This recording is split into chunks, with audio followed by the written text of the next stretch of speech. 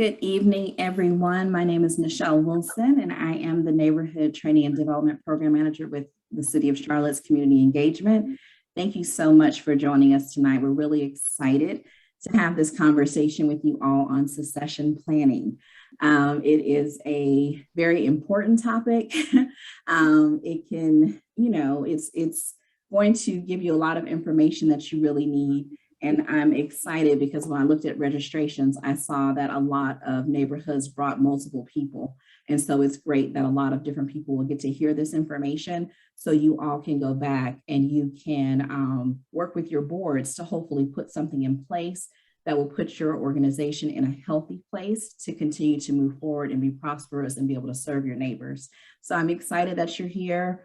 Just a couple of housekeeping things. You all have the option of asking questions. So there is a Q&A button at the bottom of your screen. You can also type things in the chat, and we will take questions throughout the presentation. We'll also leave some time at the end for questions.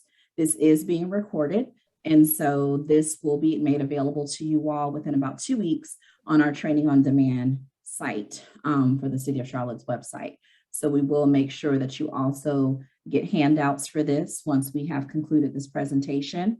And then, see, there was one more thing.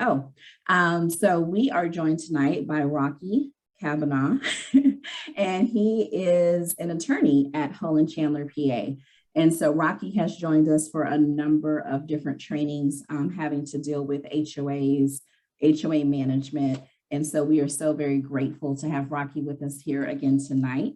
And if you have not seen some of the other trainings Rocky's done for us, those are also available on our Training on Demand site. So I encourage you all to go and look at some of those trainings that we've previously provided for you all. I'll drop the link in the chat as we go on with the presentation. So without further ado, I will go ahead and turn it over to Rocky. Hey everybody! Well, first of all, thank you for coming out on a Thursday night to get some community education. And today's topic is we're going to talk about who's got next succession planning for your neighborhood association or homeowner association. And so let me go to make sure I get my slides here. So as Michelle said, I am an attorney at the law firm of Hull & Chandler. I'm actually broadcasting from my office today. But prior to that, I spent a lot of time in the neighborhoods here in Charlotte with the Charlotte School of Law and the Community Economic Development Clinic.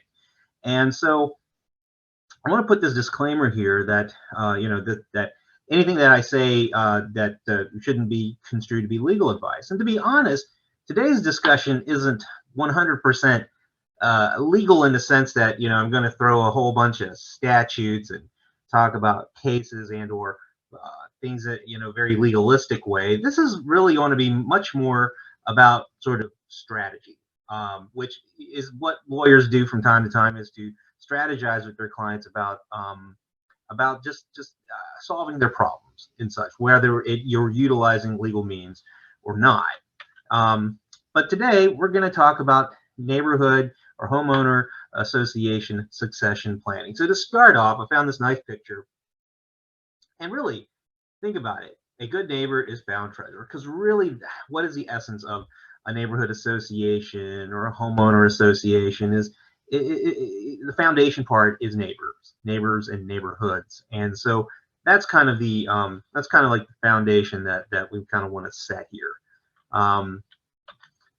So today's targeted audience, though, is this presentation aims to educate current directors and officers, and it could include just general members as well, of North Carolina neighborhood associations and homeowner associations.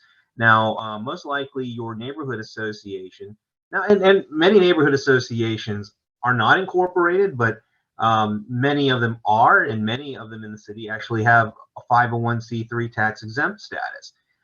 If you are in a community association, homeowner association, you definitely, particularly if your homeowner association was incorporated after 1999, you're actually a legal entity called a North Carolina not-for-profit corporation. So the one maybe legal thing that I would definitely kind of throw out there is that whether you are in an incorporated neighborhood association or a homeowner association, this particular law, North Carolina General Statutes 55A, the Not-for-Profit Corporation Act, will apply to you. Now, while this law does prescribe many of your fiduciary duties to serve as the director of a not-for-profit corporation, the law is silent as how directors and officers should go about succession planning. Your bylaws, which I highly recommend that each of you get a copy of the bylaws for your organization. Your bylaws will describe things such as how many directors you can elect, how you go about electing directors, term limits, things of that nature. But bylaws and the law itself generally is silent about how an organization goes about succession planning. So you might be wondering, what does he mean by succession planning? So for today's discussion, I'm going to frame this idea of neighborhood and or community association succession planning as a process for identifying and developing new leaders who can replace old leaders when they leave, retire, or pass away. And that's really kind of the key here. It entails developing people with potential to fill key leadership positions within the organization.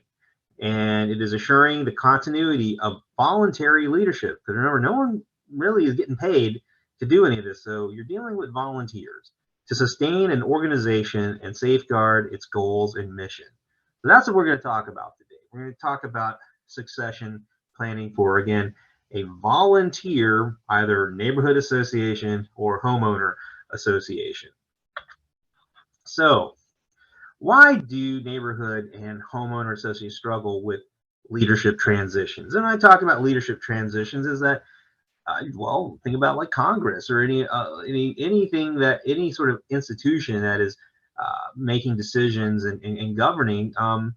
There's issues of leadership transition. When shall the old leadership retire or to move away for the new leadership to take over? And so some of the things that why they struggle, lack of a new talent pipeline. Like, it's understandable if I'm a leader and I don't see any other leaders to take my place, I may feel either a moral duty, a legal duty to remain in place until there's new talent that is at least identified. Some of these struggles may come from not engaging with constituents and members, and it's not surprising because there's a lot of transition. Talk about transitions in leadership, but there's a lot of transitions in neighborhoods, a lot of transitions in communities, planned communities, homeowner, HOAs. People come and go, and in many respects, the way of our traditional neighborhoods, we're a much more transitional society now, and so those who may have roots in that community may still be there, but then there might be a set of folks who kind of come and go, and so that there could be a lack of engagement. On the other end, lack of interest from members in the community about neighborhood or HOA leadership. And maybe a lot of that is because they're new and they don't know about the history. They don't know anything, so there's maybe a lack of interest. And perhaps this next one, current leaders' fear of change, may play into this issue of lack of a new talent pipeline. Because again, many good leaders, it's like, if I'm not doing it, who will? If I'm gone, this place is going to fall down. And so there is definitely a fear of change. Now, this other one, current leaders want to hold on to power. I mean, there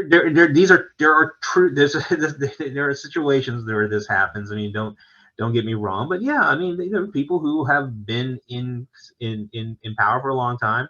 I mean, I use the idea of Congress. There's some people in Congress who just want to stay in there pretty much forever. And I don't think that if you want to stay in Congress forever because of sort of the power and responsibility that comes with that, you probably want to stay in a leadership position, and it happens. I mean, it is not it's not uncommon.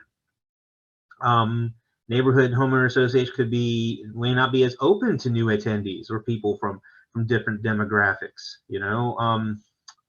I mean, we have transitioning neighborhoods, right? It means we're having people of different races, different sexual orientations, different ages, different statuses of wealth that are moving in and out, and obviously, different is not, difference can create confusion. Difference can create sort of apprehension, and so those could be some issues. And of course, burnout and or sudden departure. I mean, I can tell you just from my own experience, with the law school clinic, that some of our neighborhood organizations were more or less run by uh, one or two people, and they'd been in that neighborhood for a long time. They were household names. And then, I remember one organization in West Charlotte. She was more or less like the mayor of that boulevard in West Charlotte. She passed away. It was horrible, but the organization suffered because there was nobody to replace her. Very little, and so those are so a sudden departure. But then folks get burnt out, and so you know maybe it's time to kind of do some sort of soul searching in that regard if you are a current leader and you're feeling burnt out. But then of course, and what we're going to try to do is to try to come up with ways to help you come up with your community to come up with ways to create a new talent pipeline and create quality control on that talent pipeline. What are some of the common weaknesses facing neighborhoods? Well, I know I don't want to sound ageist, but the median age of attendees is increasing. I can tell you from my experience of going to various neighborhood association board meetings when I was with the law school, there's not a lot of young people. Sometimes I'm the youngest person. I'm in my 40s, so that is sometimes an identified weakness. Sometimes there's a lack of diversity. Again, some may say this is a weakness, some may say this is a strength, but the same leader in the position for 10 plus years. And I think, that situation with the leader in West Charlotte who passed away very unexpectedly, a number of years ago. She had been in that position for, quite a long time. But then when, she passed, there was nobody there to kind of really take the reins. Other weaknesses, lack of new turnout at meetings, which kind of plays into the attendees are increasing. And of course, one surefire thing then is no annual events or gatherings within the neighborhood. No one's organizing anything, because that's kind of one of those ways to bring new people in, right? You're having a block party or something of that nature. People who have moved into the community come and they say, whoa, what's going on here? And so if you don't have those kind of events or gatherings within the neighborhood, it's harder to kind of get to know your neighbor. And again, like the sign said, a good neighbor is found treasure. And of course, no mentoring, which again, it's almost like, I don't want to say it's necessarily a chicken and the egg situation, but it's hard to mentor if there isn't somebody to mentor, right? But then, but I think at the same time, if there are, individuals who could be mentored, they need to be mentored, right? So there's that that aspect. So I think you're sitting there and you're thinking, well, here's my neighborhood association, here's my community association, and where I am. You're probably in very different parts. You might be the chair. You might be the treasurer. You might just be a volunteer who's just curious about everything. But one thing to do before you start to develop a succession plan, if this is what your community truly wants to do, which I think you should, is number one is conduct an evaluation to identify the problems or future threats, concerns within your organization. So sometimes people call this strategic planning, or in some areas they call it like doing a SWOT analysis, which is like you have an area where you kind of similar where you see this woman, she's writing on like a sticky pad, like you'll have one part of your wall, and these are our strengths, and you write down all the strengths in the organization, and here are our weaknesses, that's a W, and then our opportunities and our threats, and you kind of take all that information and you synthesize it into developing a strategy. And so that's one thing. That's the in-house thing. But of course, getting outside feedback is critical. And I think that, feedback is a gift. I know that a lot of folks find maybe fearful of getting feedback from outside sources. You don't have to always buy what other folks say, but I think that there could be, like some of the folks that you work with neighborhood and housing services, some of the staff members who have been around your communities might be able to give you some feedback about what are the problems in your neighborhood organization or your community organization, or what could be in the future, right? We spent about almost a big chunk of last year talking about the future in neighborhoods with the 2040 plan, and they're going to talk about it even more with this uniform development ordinance, but the future of neighborhoods in general, and then threats that could affect your organization as well, which could be, we just don't have enough people meeting. We don't know where our bylaws are. It could be there could be some very basic threats. We don't know whether we're tax exempt or not. We might be. I think we were. I think I saw some paperwork a long time ago. So I think definitely before you start to develop a plan is to kind of do a little bit of gut check and start to think about it, start to kind of process who we are as an organization, as a neighborhood, and what's happening to us, and what's going well, what could go better, and be sort of honest, be self-honest. And if you're having trouble looking inward, don't be afraid to ask those, particularly like maybe the folks at neighborhood housing services, who kind of can give you a little bit more of an objective view about what they see based on their interactions with your neighborhood and your neighborhood leaders. So I got kind of called around there.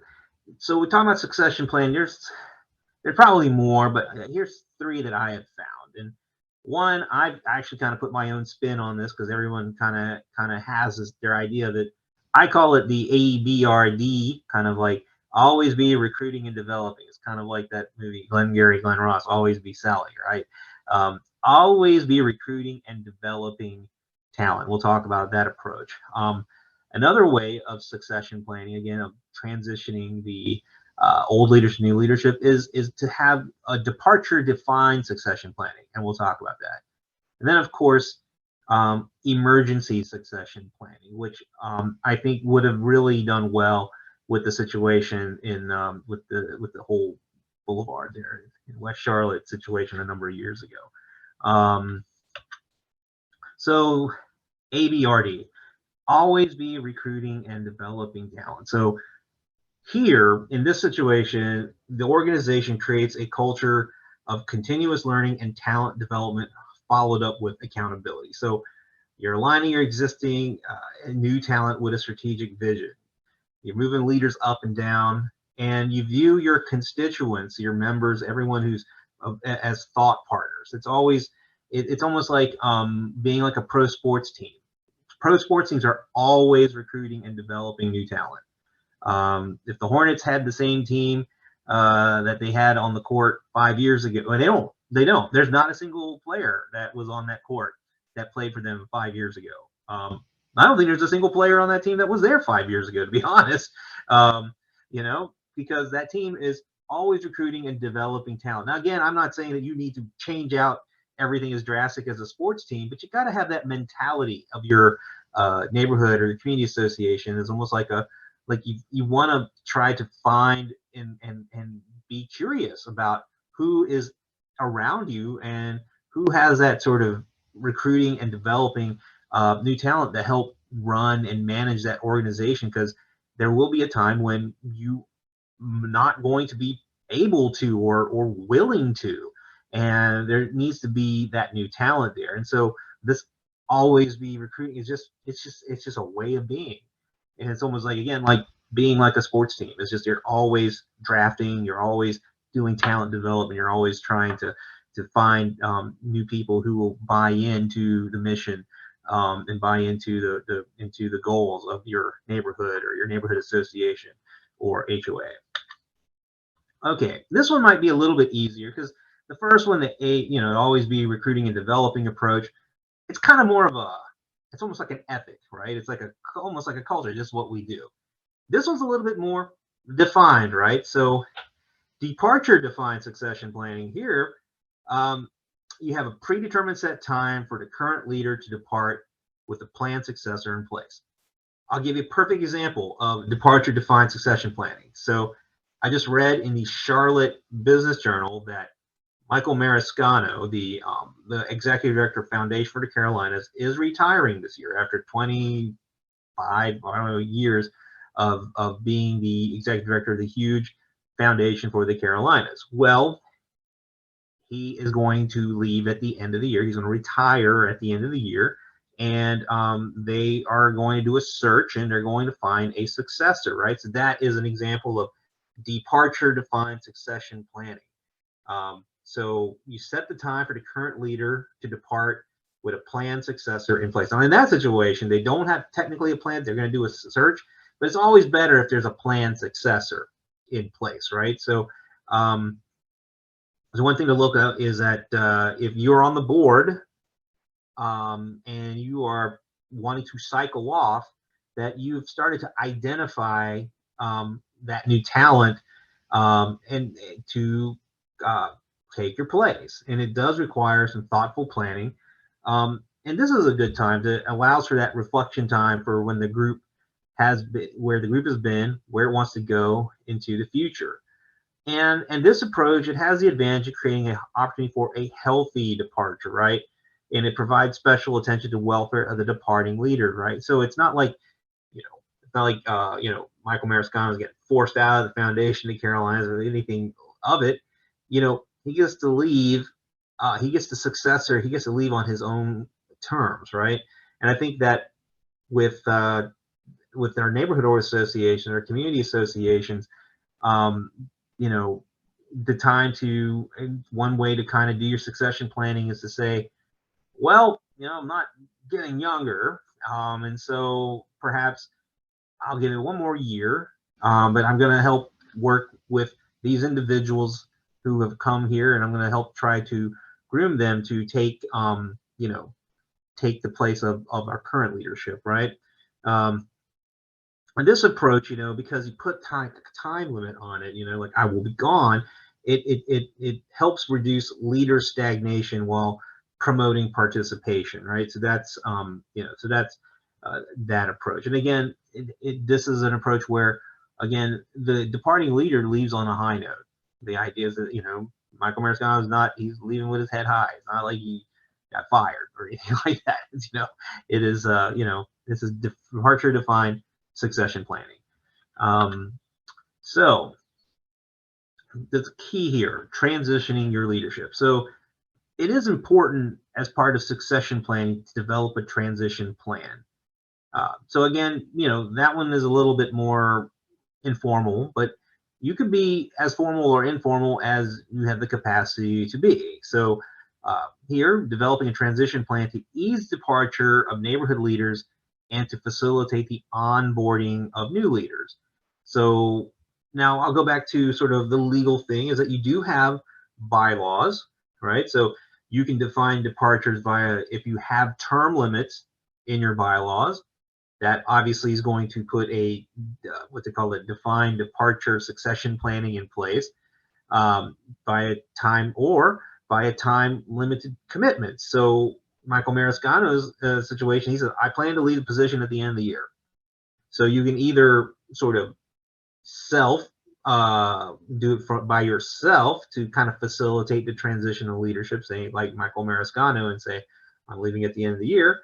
Or you could rely upon your bylaws, which, again, if you don't have your bylaws or you don't know, many of you may very well be way past your term, right? If you have term limits in your bylaws. Not all nonprofits do, though. So don't,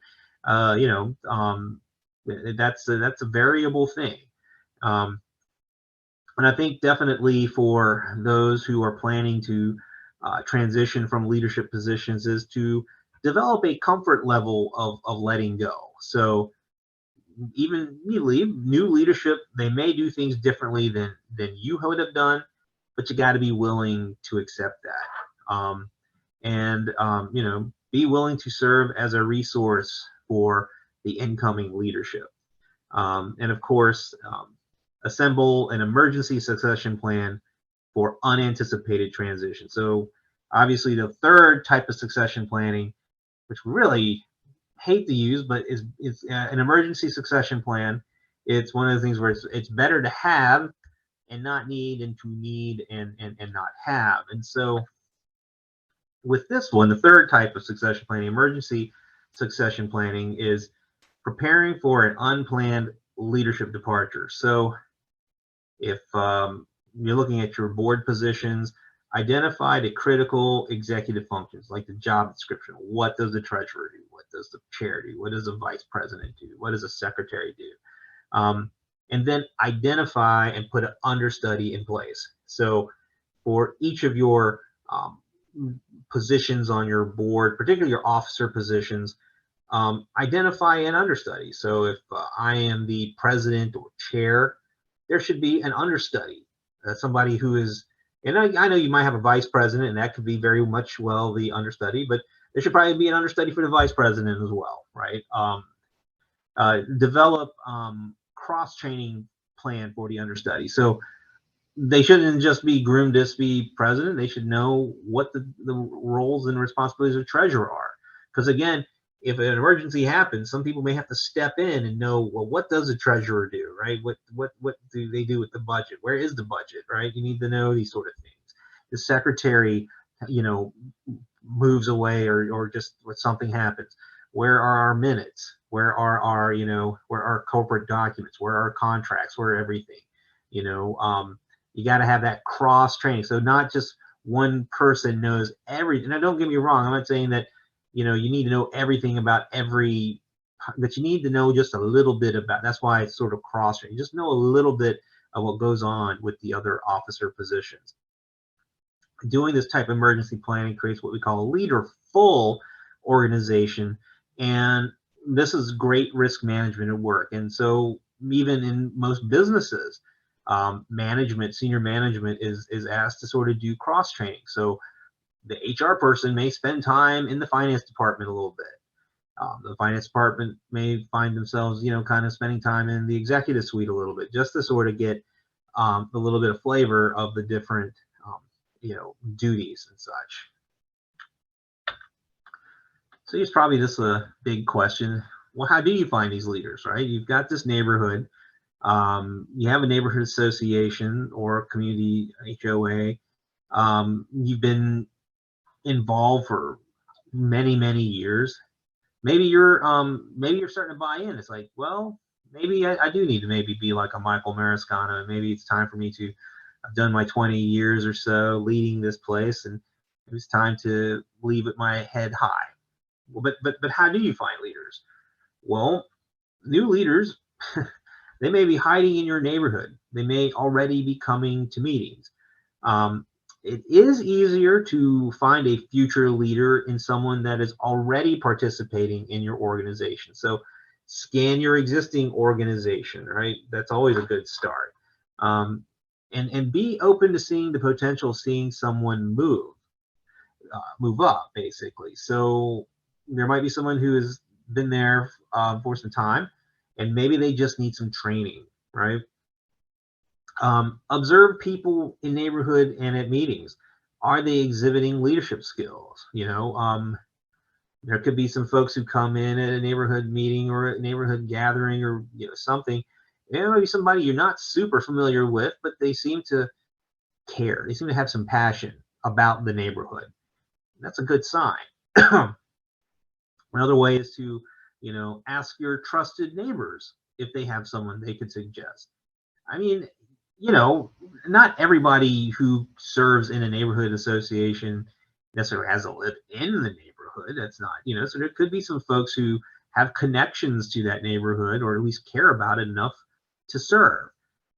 With a homeowner association, there may be some requirements that those on the board of the homeowner actually be, members and pay HOA dues and that sort of thing. But neighborhood associations probably have more flexibility in that regard.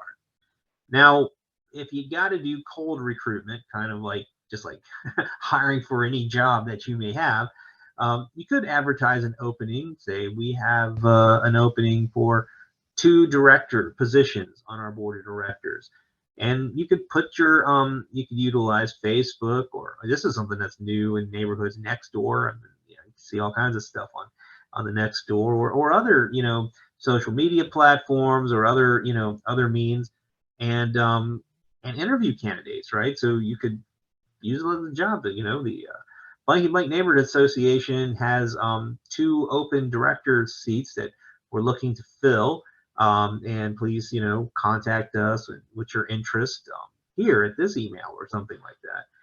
So there are some other ways to find leaders. You're still in control of who they are. I mean, you got to train them, right?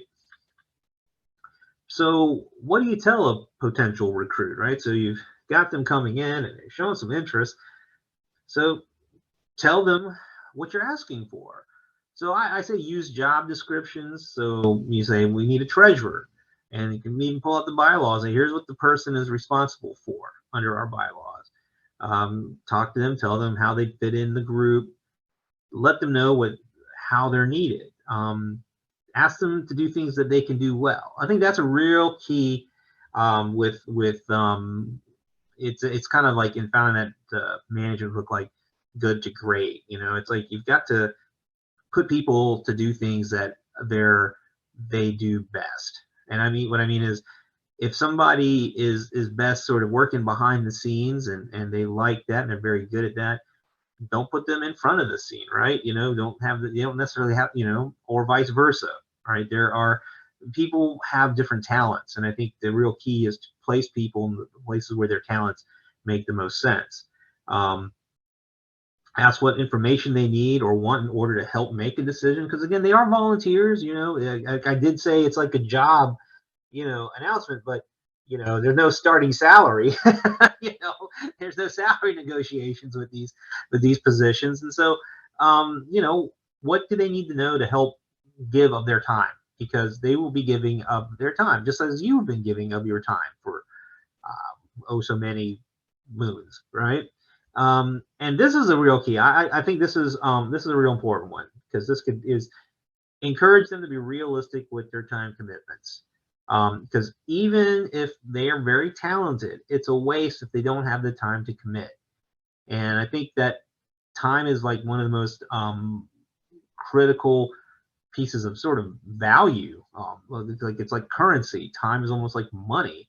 And so, it's in your own self that you may or may not have enough time to give to the neighborhood association. And that might be a key to whether you need to think of the succession planning, because if you find yourself at that sort of point where maybe you've got more family situations, maybe you've had to take on elder care, right? Maybe you've had to have a parent or an uncle or somebody have to move in.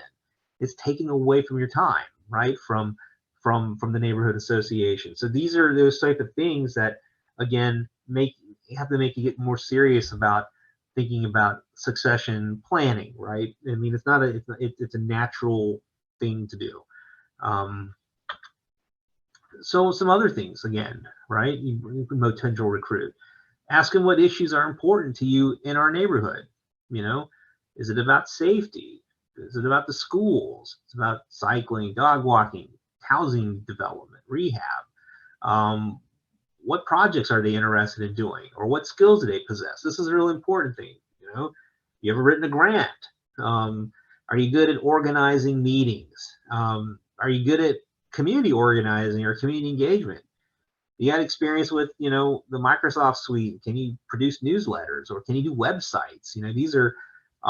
Those are great skills, because again, everyone's a volunteer in these things. So the more that you can find or recruit those with certain skills, it's really good.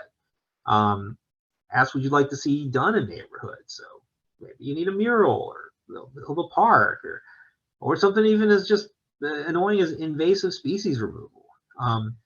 And of course, in the end, ask them, would you consider being in a leadership role? And I know we're in the age of COVID and stuff, but always try to do these asks in person. It's you shoot an email to somebody, hey, you want to join our, you know, it's always to whatever extent that you can make these recruitments in person. That's always best in my experience. So, and this is the important thing, is getting into developing future, because again, the issue again is you probably definitely will buy in that new leadership needs to come to fruition, but then how do you feel, how do you feel about them taking over? So I'll give you like a personal example for myself. Before I came to practicing law again, um, in between my time at the law school, which obviously everyone knows what happened to the law school, and coming here to practice law at Hall and Chandler, I was a CEO of a nonprofit in my hometown of Salisbury. It's a great experience, but I realized that my time as a leader had come up, that I'd done all that I needed to do, and I was getting a little burnt out on it, being a manager and a leader.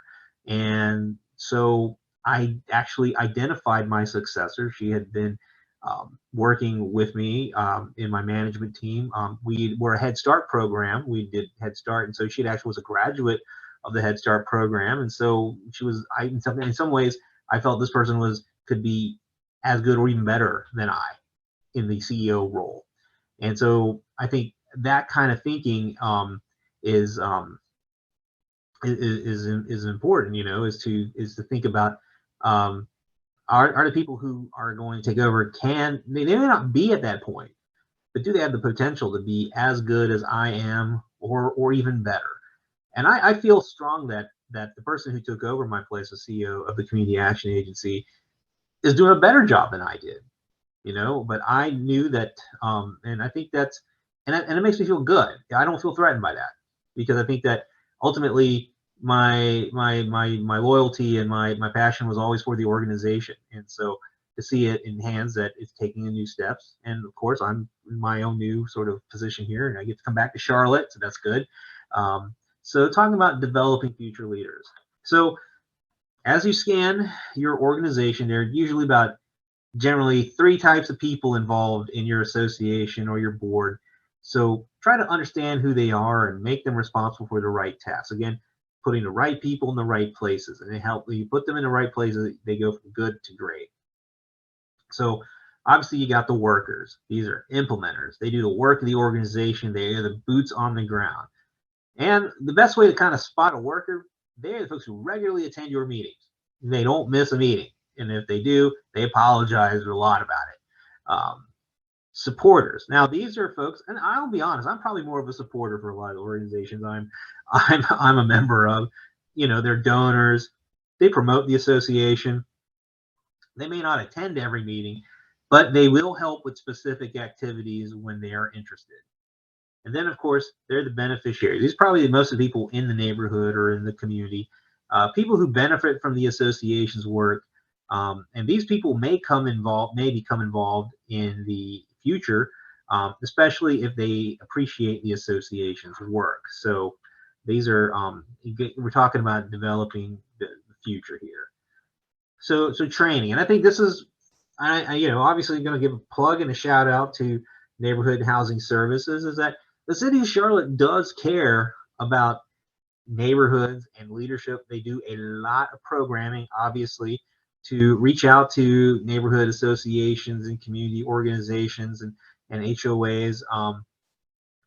And so we got to train. We got to figure out ways to train these new leaders, right? Because it is a little bit irresponsible to leave a leadership role if there's nobody who is capable of taking the place that you had.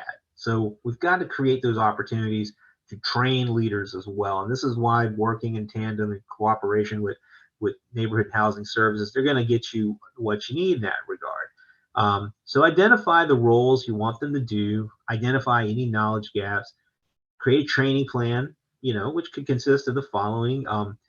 Incoming leaders should shadow current leaders until their term is over. So this is a little bit like that term defined succession planning, right? So maybe you are the chair and you've identified, the chair, but you know what, my term comes up next June. So it gives you, but I'm going to work with this individual and we're going to groom them to become the new chair.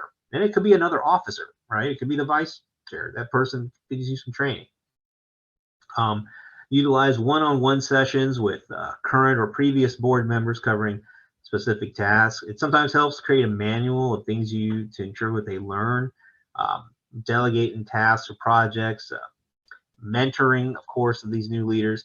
And of course, important thing, current and incoming leaders can take advantage of trainings, kind of like this one, provided by the City of Charlotte Neighborhood and Housing Services. And like Nichelle said, there are videos that are uploaded on a variety of topics. And again, we'll continue to do these things. And I know that the city have retreats and things of that other, I know there's like the Leadership Academy or the Community University or some of those things that I know have been programs there that are really geared towards doing exactly this, like training the new leaders. So then you as the existing or the long-term leader can feel that they are trained up and they're ready to take over.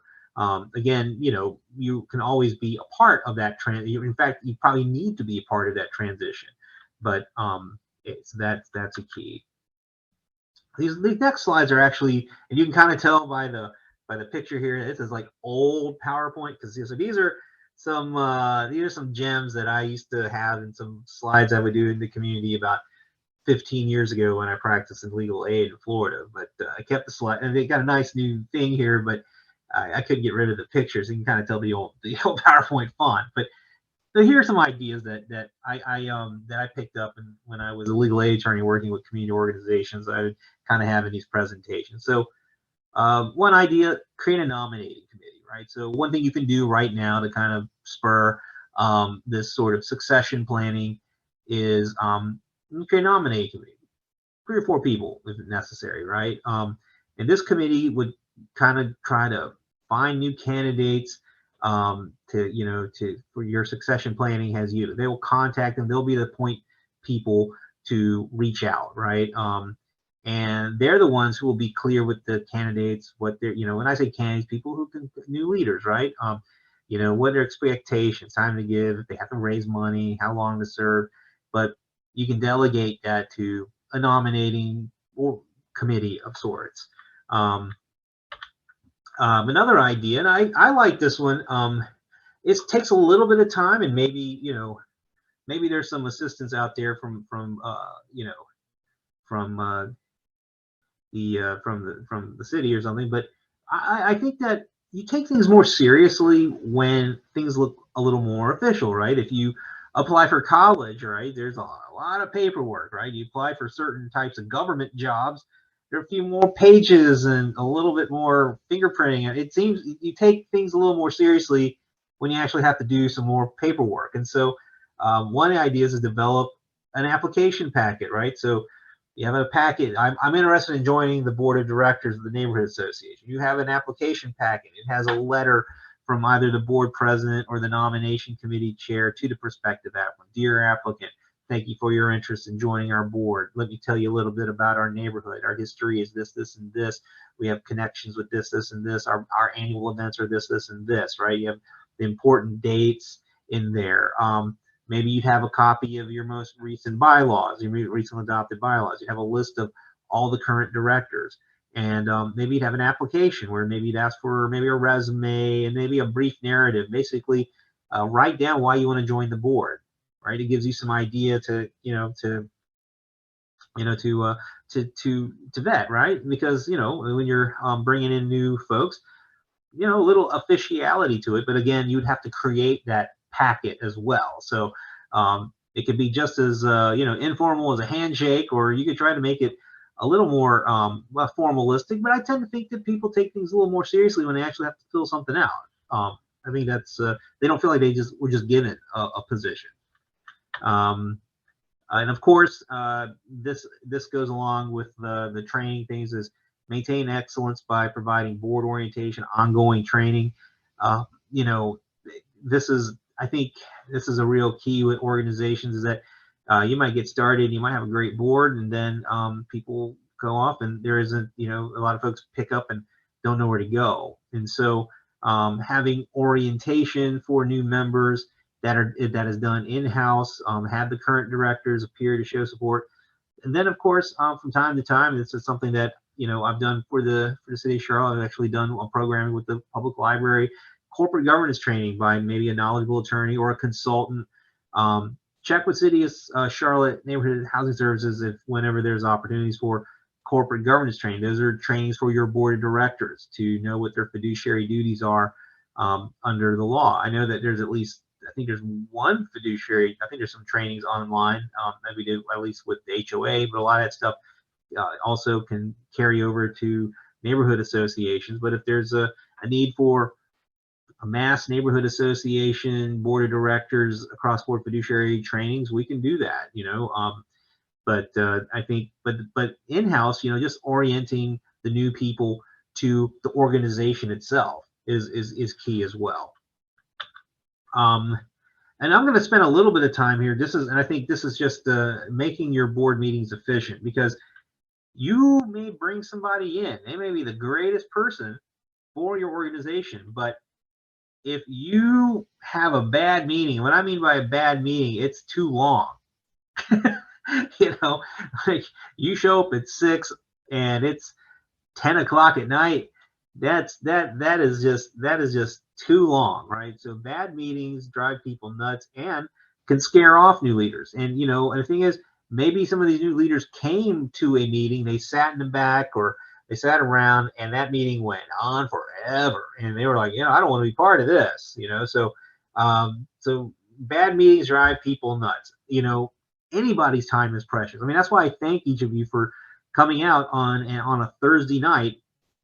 You can be doing a lot of things at between 6 and 7 on a Thursday night. I mean, time is anyone's time is precious. But so kind of a like a shorthand here is the meetings, they need to be short. So if you meet monthly, an hour is probably good.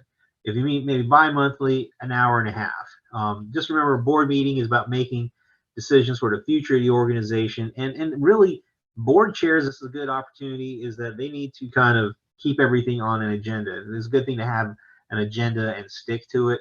But definitely, if you find yourself having really long meetings, you may be scaring off a lot of people who might want to become part of who could really, want to be part of the leadership, but they realize, I don't have 3 hours, every first Wednesday or every first Thursday to, so it is also important to kind of, work on the time.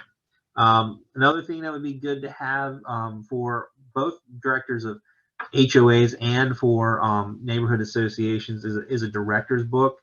And this would be good, like a binder. Now, a lot of nonprofits have started moving into the cloud and started to put all these documents in maybe like a Dropbox or a OneDrive or a Google Docs or something. But the old school, I was trained and I worked with neighborhood groups and such, is that we would have a 3-ring binder, and then you'd have your articles of incorporation, tab 1, your corporate bylaws, tab 2, all the minutes of past meetings, tab 3.